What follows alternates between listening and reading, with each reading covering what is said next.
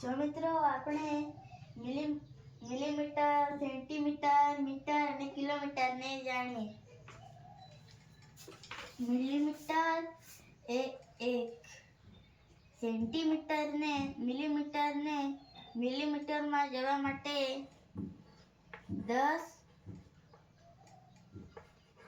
Millimetre અને મીટરને centimetre કરવા માટે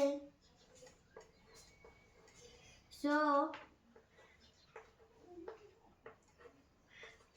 સેન્ટીમીટર અને જો કિલોમીટરને મીટર કરવા માટે 1000 મીટર થાય. તો મિત્રો આવડી ગયું ને?